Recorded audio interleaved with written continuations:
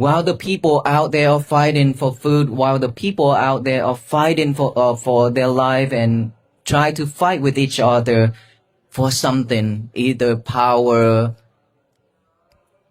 fame, materials, all those things is happening everywhere around us and around the world. So how can the world be at peace when we all keep on talking about world peace? And so I asked my teacher, which is him sitting right there, that is my teacher. He said, go ahead and do it. Go ahead and walk. I will stand behind you. And then I took on that walk. I had the support from the venerable monks from Thailand, Laos, Vietnam, USA, and Burmese from Myanmar. We walk every day. We walk through the heat, we walk through the cold, the rain, the snow and freezing, icy, all those. We encounter so many challenges, difficulties while we walk. Gun pointing at us, people shouting at us, cursing at us. All those things happening and people protesting us every day. We encounter accident. Aloka also have to go for surgery. All those things. And when walk like that, I can see many people coming out day by day, thousand and thousand and thousand of people coming out to support the walk for peace. To 10,000, 20,000, 50,000 people gather and listening to the talk, the peace talk. And then millions of people following online and offline.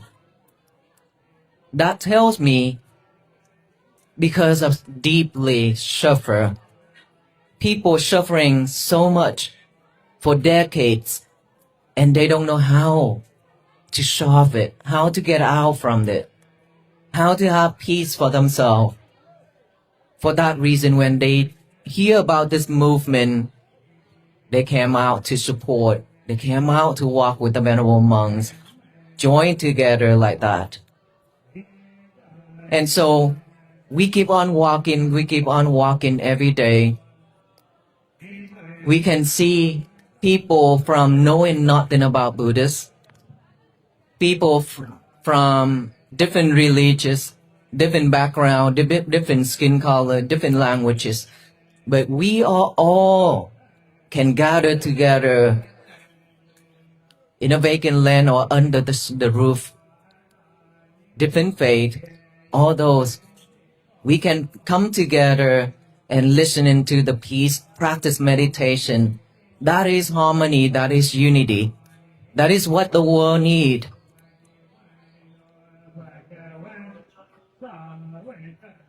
But in order for us to do all that, we must have one thing which we cannot escape. If we don't talk about it, there will be no world peace. Which is, under this tree, the Bodhisattva became enlightened. After he became enlightened, he preached mindfulness. He teaches us all about mindfulness. But ask ourselves, do we really practice mindfulness based on the teachings of our Buddha? Or we just learn the Buddha Dhamma and try to live like that for the rest of our life without practicing? And then when things happen to our life, we always react just like that. Everything, even a minor thing happen to us, we react. We react with anger. And then whenever we react with anger, we suffer. We spread that negativity's energy to all the peoples around us. Then how can the world be at peace? Let's just say all of us here, do we really live in peace? Do we really live peacefully every single day without challenge? No. everything changed. The nature changed, our body changed, our life changed, our mind changed, all those changes. We barely have a peaceful moment for our life, and then we quickly ruined it. We messed it up very quickly and very fast. Just like that. While we try so hard to gain that peace moment. And have we ever asked why? Why all we have to suffer? Why do we have to suffer like that? Why do we have to go through samsara like that? We never ask ourselves that question. We never come back within. That is the reason why we never ask ourselves. Whenever we be able to silent, settle down, slow down, just look back within. Instead of heading out, we now look back. Whenever we be able to look back within, that is the moment where we find peace. Right at that moment, our mind is so peaceful and calm because we are looking back. We are looking in. For the whole life, we've been looking out, heading out. So much already. And so for that reason, we became a robot. Everything we do just like robotic. Just like that. Slow down a little bit. Just slow down. And the walk, we can see our mind like that. We can see ourselves. We can see the people around us come to us with what? Because of suffering, or just for the joyful moment, or just to cheer, or just to come for social media. And we can see the sunrise, the sunset. We can see all those when we walk slowly, just like that. It's happening every day, every second. But why can't we notice it? Just like I want to buy a Lexus car, a white Lexus. The white Lexus is driving out there every single day, is passing through us, so many throughout the day. But we never notice it. Until our mind, we set our mind with an intention, say, I like that white Lexus car and I want to buy that Lexus car. And from there, you will go out to find that Lexus car, to purchase it. And that is also when everywhere you go, you see Lexus white color driving by cross in front of your eyes. Is that right? It's because of this intention. We can see all that. But why can't we see those before that intention? It's because we never have that intention in our head, in our mind. For that reason, we cannot see anything. Same way. If we have the intention to see our breath, if we set that mindset, we can see our breath. But if we have no intention whatsoever with our breath, for the rest of our life, we cannot see our breath. We just breathe until we die. So hard and fighting so hard for each and every breath. That is the moment where we find those breaths are so meaningful, is so powerful. And without it, you will die and you're afraid so much, you're scared so much. I want to hear your feedback. Suffer or no? Lay people? Yes? Definitely. Why are we already here? Our body already here, but we still suffer. Because this is a place. It's so sacred. It's so holy. Everybody making a wish. I will do the same. I bow down to the triple gems under this sacred tree. May I and my family always be healthy, prosperity, a lot of money, get the right house, the right car, my kids always good, go to a good school and graduate, have a good job, all those things. Didn't we? Didn't we make those wishes under this place? We did. If you say no, that is not truthful, okay? We make a lot of wishes under this tree, right here, this place. So all those suffering or not, they are sufferings because we are asking for something that is not belong to us. Because we are not created anything to get all those. We are just wanted from the sky to fall down to us. We don't want to work towards it. We just want to make a wish, make a vow, and hoping that someday automatically the apple will fall on my head. Something like that. That can't be happen. We have to work towards it. Instead of making all those wishes, we should be mindful with our thoughts, our speech, and our actions. Do wholesome deeds, do wholesome things, say wholesome things, think of wholesome things.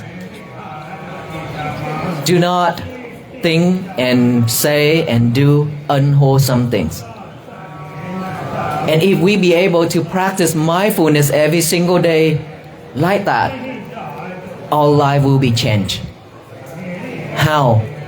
Because that is how we build the branches to connect with our previous in the past karma to come to us within this lifetime. When our mind is fresh and pure, less defilements, that is how the merits will come to us. When our mind is full of defilements, greedy, delusion, we are cutting off that bridge. We are cutting off that bridge. So the merit will not have a chance to come to us. Instead, bad karma will come to us. That is why we suffer and then on top of that suffer, we suffer again and again and again. So our teacher, our Buddha, came to this world to show us mindfulness practicing on every posture. Walk, sitting, lying down, and then standing and doing all kind of work. And we chose to walk, just to raise the awareness of peace within all the people already have. Peace is already with us for so long. I promise you that it's been with us for so long. It's just that we abandon it. We put that peace and happiness into the box and we lock it up. We leave it somewhere, we left it, and we totally forgot about it. Now, when mindfulness awaken means we have that key to unlock that box again. Use that key to unlock that box to free peace and joy, happiness, all those. And in order for us to do that, it's always begin from within and this breath going in and out. If we be able to just aware of each breath going in, aware of each breath going out, we have a peaceful moment. That is how we build the new habit for ourselves instead of rushing. Now we build another habit to replace the old habit, which is rushing, right? We get a new habit and then put it over it, apply it over that old habit, which is slow down, breathe in, breathe out with mindfulness. That is how we bring our mind back to this present moment. When we be able to live with this present moment here and now, everything will change. Our life will be changed. We'll become better. And peace begins just like that. And then what happened next? You will show your family members how to practice the same way. When your family members seeing you so peaceful and always happy, not reacting with hate or anger anymore, they will feel peace, they will feel happy, and they will ask you how to practice like that, right? You don't need to try to change them. All you need to do is just change yourself. They will look after it, they will look towards you, and they will follow you. And then one after another, we spread it out just like that to the neighbor, to your friends, to your co-worker, to the society, to this city, this state, and this nation, and the whole world. That is when peace begins to flourish throughout this universe. But it always have to begin from single one, us, ourselves. And we have to walk together like that in order for this world to become a better place for all beings to live. So my message, the last message that I always share, is so simple that everyone can practice, even a kid can practice, and a grandma can practice. Every day, when you wake up, when we wake up, our habit is, if we have cell phone, we always reach for that cell phone and check on social media. That is bad habit, old habit. If you don't have cell phone, when you wake up, you rush to go do stuff. Now, change this habit. Just more patiently, go to the bathroom, do your thing, come out, get a piece of paper and a pen. Before going to make bed, make it neat and nice, okay? Go to the bathroom and then come out, get a piece of paper and a pen, write out the statement, say, today is going to be my peaceful day. Today is going to be my peaceful day. It's so simple, but it's not simple as we thought. Why? Because it needs mindfulness with it in order for it to work. How mindfulness apply to this?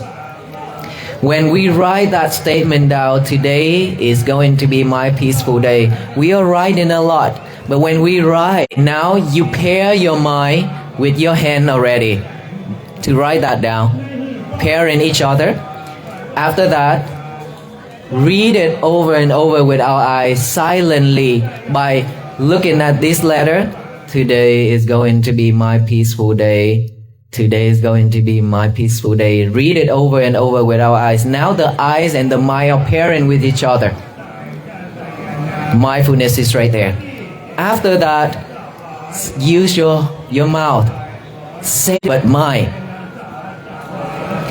peaceful day, so that no one in this world can mess it up except ourselves. We are the only person can mess our day up, not the other people. Regardless of what people does to you, if you don't react, you still live at peace. If you react, you mess your day up. That's it. Because we've been spreading hatred and anger, delusion to the universe so long already. That's why we receive so many disasters. So many bad things come into our life. So now instead of with everything we do, just one thing at a time. When you finish with that task, move on to the next task. Because we've been multitasking ourselves so much, so long. That is why we don't have concentration. We lose our memories. So now, do one thing at a time throughout the day. Be mindful with it. Be mindful with it. Don't react. Whenever people throw in lemon and bitter melons and rock at you, tell them, look at their eyes, look straight to their eyes, give them a smile. May you be well, may you be happy, may you be peaceful. That is love and kindness. That is metta, compassion. No boundaries. We are living in this world because of division, because of hate, because of all those anger. We don't love each other. We only love the one who we care for, but the other we don't. And so love and kindness is also the key for us to live in this world. And how do we do that? always calm and cool. And then we can spread that love and kindness to the next person, to the people around us. May all beings be well. May all beings be happy. May all beings be peaceful. May all beings be free from all kind of suffering. We keep on practicing like that every single in mindfulness by practicing love and kindness. Let us all repeat together. Today is going to be my peaceful day, okay? Say it out loud together. Then I will show you the last message, the last thing, how powerful it is. After I count to 3, we're going to say, today is going to be my peaceful day. Okay? We feel it, right? If we all imagine all of us here will create the positive energy like that, what about the whole country of India do this together? Every morning, house to house, neighbor to neighbor, town to town, city to city, state to state. Today is going to be peaceful. It will be peaceful. But when you set your day as a messy day, your day will be messy. I promise you that. You can try. But if you set your day, I'm happy, then wherever you go, whatever people do to you, share it to all your loved ones who already passed away. Share it to all beings in this sacred land, in this country, and around the world. May they all receive the same meritorious deed. And by this power of this meritorious deed, may they reborn in a peaceful realm and always met with the great teachers and be peaceful. Always have the knowledge. Today, while we are visiting India, and my great deepest gratitude to Most Venerable Manoj for helping us these days. And thank you for everyone to join us today.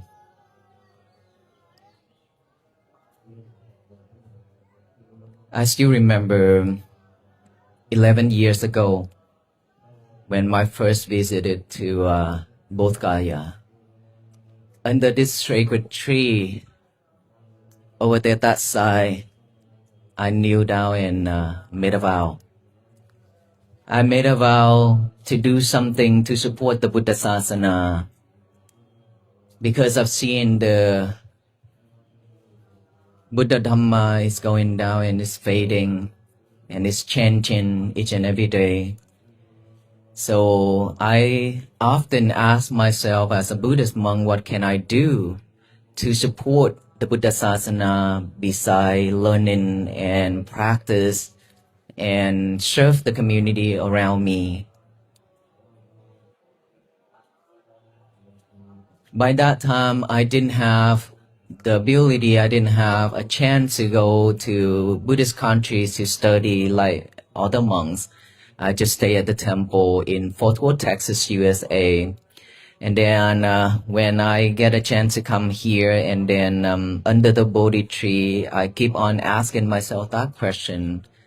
And I wanted to do something to contribute to the Buddha Sasana because of the Buddha came to this world. Without him, then I won't have a chance to ordain to become a monk under his teachings.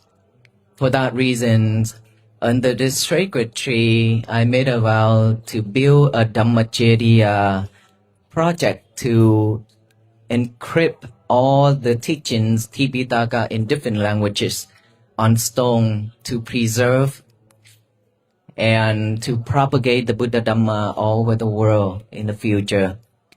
And just that vow alone took me 7 years silently making a vow like that. After this place, took me 7 years. After 7 years, during that time, I get to go to Myanmar to practice meditation and learn. And then I came back to the temple in Fort Worth, Texas, and I helped my teachers to buy the land right behind us. By that time, by that time, I think this is the right chance. This is the right time for me to speak out my vow, which is built in the Dhammajedi. And then I express my vow to my teachers. And from there, up until now, another 4 years already announced to the public. So 11 years passed by already. Just because of that vow under this sacred tree. And now that we are coming back here again, but throughout those years, I ordained to become a monk and live as a monk. I always pay gratitude to our Buddha. Without this sacred tree, without this sacred land, we wouldn't know anything about the Buddha. And many thanks to the King Asoka and many other excavator who, those people who excavated and found these sacred areas and sacred lands and the Bodhi tree. So the Bodhi tree to me is so special. I don't know how and why, but it's so special for me, myself, the Bodhi tree. When I see the Bodhi tree, I see it just make me feel gratitude and all those because I know that the Buddha is with me. I know that the Buddha is here with me. And every day I'm making a vow, making a wish that I would need to do something to contribute to the Buddha Sasana. And from that project, making a vow to build the Dhammajeriya project in USA lead me to the Walk for Peace. Because when I make that vow and I get a chance to meet with so many great teachers and so many people around the world, when I make that vow, before then I'm just a monk like everyone else, nobody noticed. But when I made that vow, suddenly I got help from many great teachers around the world. And then I get to come here and met with Most Venerable Manoj as well. And then suddenly the COVID-19 came, and then people suffer so much. Around me in Texas, people suffer so much. And I travel around to even to Africa to do disaster relief. And everywhere I go, I see suffer. Suffer with materials, suffer with mentally. That is the deepest one. The most suffering is this mind. And I have seen that there are so many people came to the temple to seek for guidance, seek for help, trying to get out all those anxiety and depressions. And so again, I ask myself, what can a Buddhist monk do to help? I can't just stay here and just serve the small community every day like this. I need to do something. What can I do to help? And that is when I walk in India in 2022 and 2023. I walk from Kolkata to here, and then from here all around to all the sacred, big and small sacred sites, all the way to Nepal and back here with the team, the Thai Sangha. That is when we found Aloka, the peace dog as well. And then after that walk, and I just keep on thinking that I need to do something even broader to spread to the Western world. That is when I make a vow again silently that I want to walk in USA, in the United States, to raise awareness of peace, loving kindness, and compassion to the people. Because many decades, generation after generation, people often talk about world peace. But we can ask ourselves, how to make world peace? How to create world peace while we are under pressure, while we are under greedy, delusion, and hatred, and all those things. Beneath the sprawling, ancient branches of the sacred Bodhi tree in Bodh Gaya, India, a profound stillness intersects with the restless searching of thousands of pilgrims. It is here, at the exact geographic and spiritual epicenter where Siddhartha Gautama attained enlightenment over 2 millennia ago. That venerable Bhikkhu Pannakara, also known as Tik Jiak Chow, delivered a resonant discourse that bridges the gap between ancient Eastern wisdom and the frantic pulse of modern Western life. Returning to this holy site 11 years after his first transformative visit, his reflections offer much more than a recounting of a personal spiritual journey. Instead, they form a comprehensive, deeply psychological blueprint for addressing the universal human condition. His message dissects the root causes of our contemporary suffering, from the anxieties of the digital age to the geopolitical fractures that divide us, ultimately positing a radical yet timeless thesis. The elusive dream of world peace cannot be engineered through external policies or material abundance, but must be painstakingly cultivated within the quiet, mindful architecture of the individual human mind. To understand the weight of his message, one must first understand the extraordinary trajectory of his own life.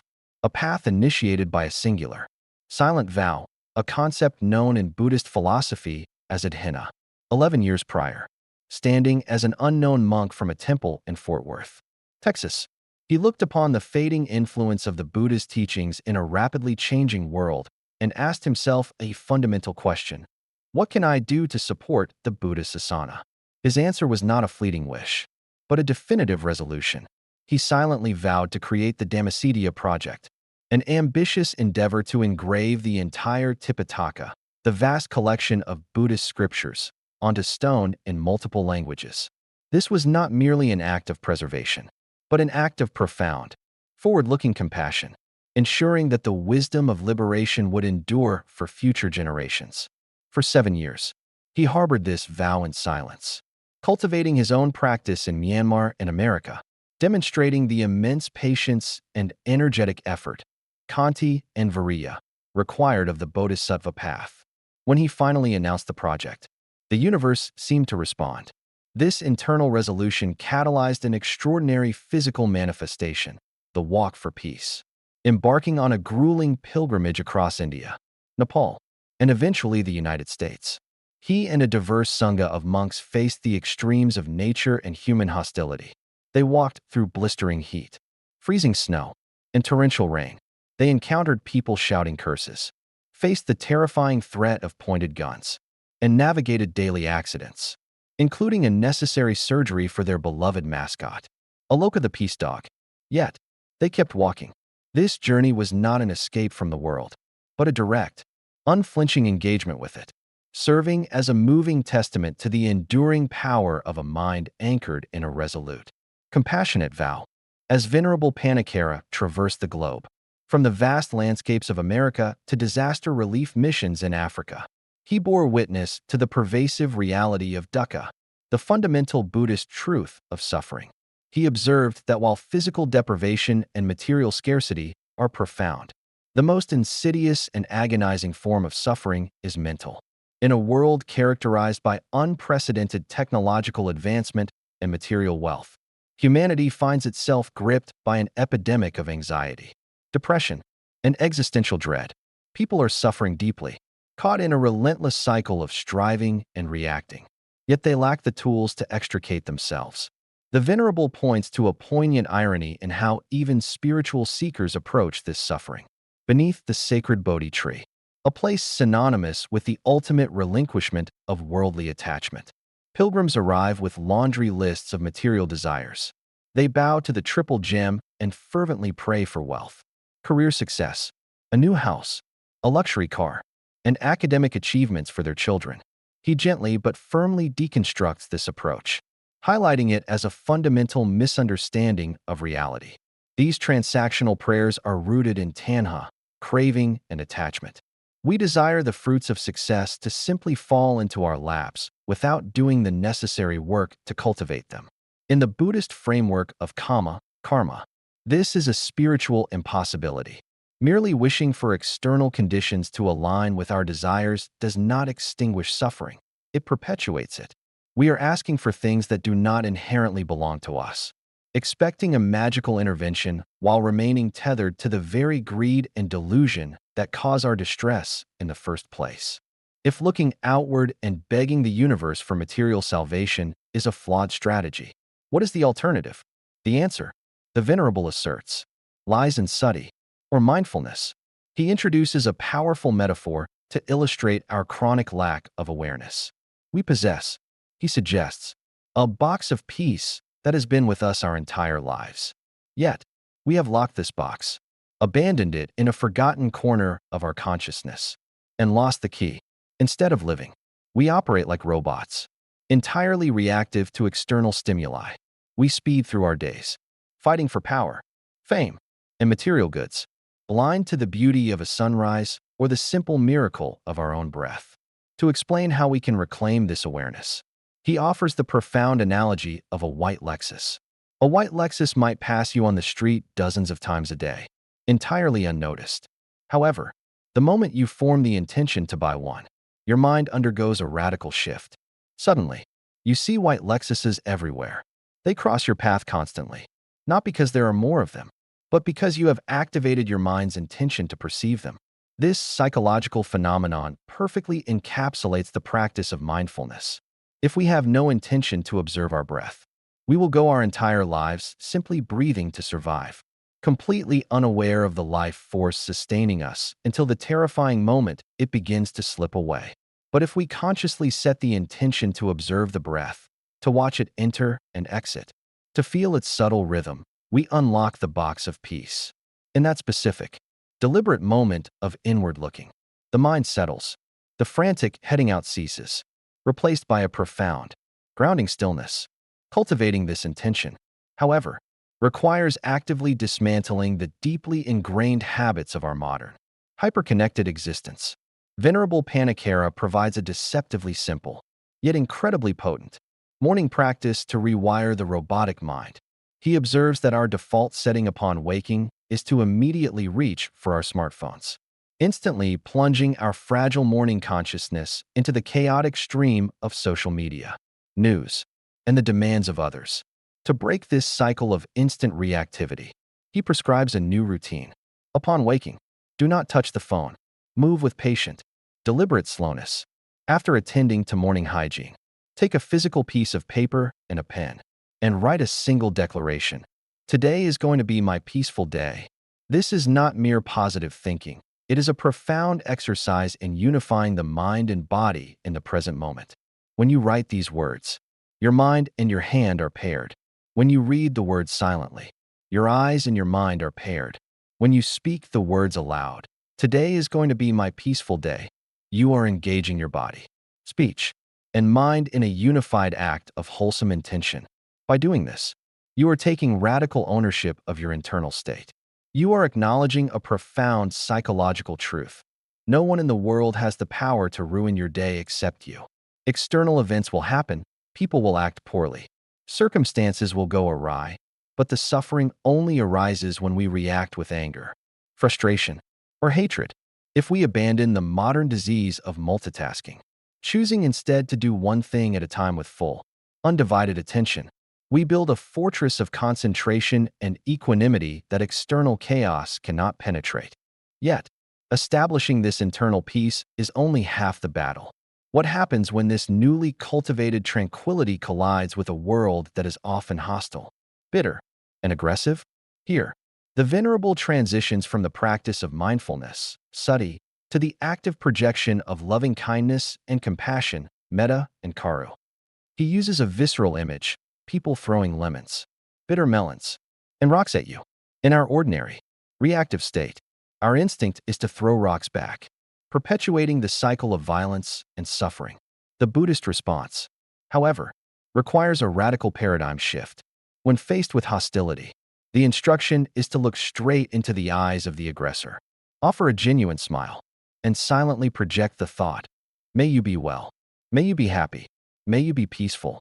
This is not an act of submission, but a demonstration of ultimate psychological strength. We live in a world deeply fractured by boundaries of religion, skin color, language, and national borders. Our love is typically conditional and tribal, reserved only for those in our immediate circle. True loving-kindness, however, is boundless.